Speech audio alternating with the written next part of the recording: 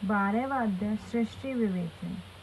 वायु बोले, इसके पश्चात बुद्धि पूर्वक सृष्टि की रचना करने की इच्छा से जो ध्यान होता हुआ तपोमय मोह का प्रादुर्भाव हुआ, फिर महामोह, मोहित मिस्र और अंध मिस्र तथा 5वीं अविद्या से यह महात्मा से प्रादुर्भूत हुए, और जब फिर ध्यान किया तो जगत के बीच कुंभ समान चारों ओर आवर्त किया गया।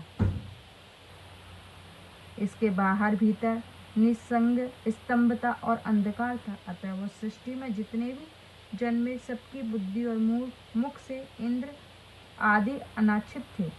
इसी से अच्छा आदित्य आत्मा वाले पर्वत और वृक्ष के रूप उत्पन्न हुए। तब उनसे सृष्टि के साधन न होते देखकर उनका चित्त खिन्न हो गया और उनकी दूसरी दृष्टि रचना का विचार किया। तब उनके इस विचार से ध्यान रखते ही तिरछे चलने वाले जीवों का एक स्रोत प्रकट हो गया।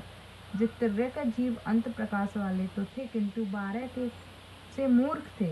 इससे वह पशु आत्मा वाले हुए। उन्होंने असत मार्ग ग्रहण किया।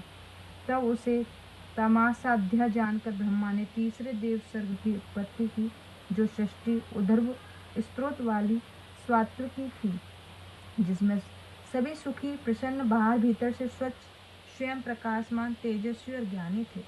तब जो ब्रह्मा ने उनसे विचार किया तो उस स्त्री से सात्विकी संसार नामक सृष्टि हुई, जो सब प्रकार के दुखों से व्याप्त थी।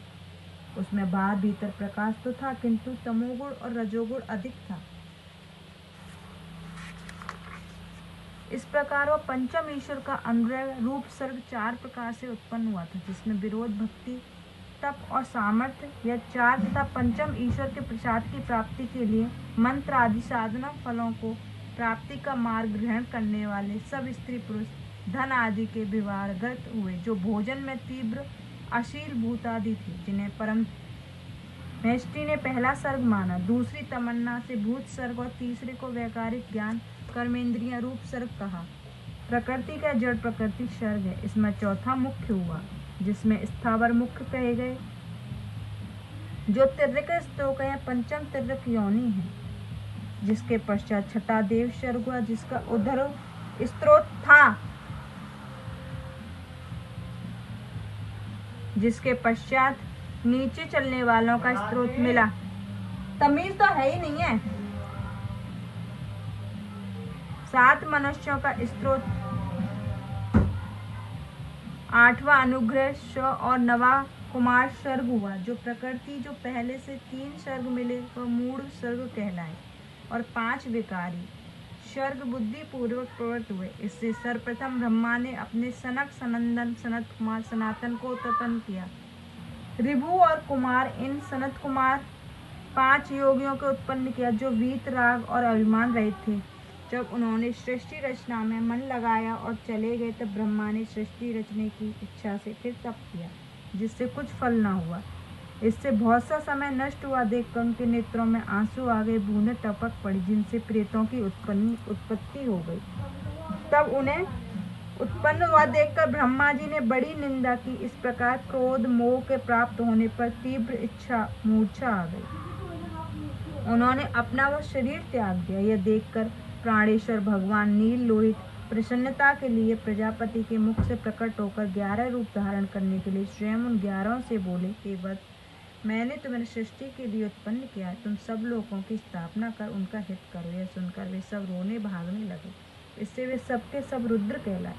तब रुद्र प्राण और प्राण आत्मा हुआ। तब फिर परम सृष्टि ब्रह्मा ने शरीर स्वयं त्याग दिया। उस समय शिव जी ने दया कर प्राण का संचार किया। उनके शरीर में प्राण आ गए। ब्रह्मा जी उठकर शिव जी को धीरे धीरे देखने लगे। फिर हाथ जोड़कर गंभीर वाणी से इस प्रकार बोले, हे महाभाग, कहिए, मेरे मन को आनंद देने वाले आप कौन हैं?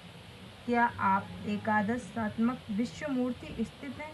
तब उनके वचन सुनकर ब्रह्मा के मुख से स्पर्श करते हुए सुरेश्वर ने कहा, मैं परमात्मा हूँ, अब तुम्हारा पुत्र होकर प्रकट हुआ हूँ, और ये 11 रुद्र तुम्हारी रक्षा करने आए। अब ये अनुग्रह से तुम मूर्छा त्याग कर उठो या सृष्टि रचो। शंकर जी की ऐसी बात सुनकर ब्रह्मा बहुत प्रसन्न हुआ। उन्होंने 8 नाम से उनकी स्तुति की। ब्रह्मा जी बोले, हे सूर्य के समान महातेजस्वी भगवान रुद्र, आपको नमस्कार है। हे भवदेव रसगुण स्वरूप जलात्मन, आपको नमस्कार है। जो सर्व पृथ्वी सर्वदा मनोहर नंदी रूप ईश वायु रूप स्पर्श आत्मा, उन आपके लिए नमस्कार है। हे पशुओं के पति, अग्नि के समान तेजस्वी दैत्यों के भीम रूप शब्द मात्रा युक्त आपको नमस्कार है। महादेव, सोम और अमृत के लिए नमस्कार है। इस प्रकार लोक पितामह ब्रह्मा ने महादेव जी को प्रणाम कर मनोहर वाणी में उन विश्वपति की बड़ी प्रार्थना की और कहा, हे प्रभु, आप ही सबके उत्पन्न करता है। इति शिव महापुराण सप्तम संहिता का 12वां अध्याय समाप्त। जय गुरु जी, शुक्राना गुरु जी।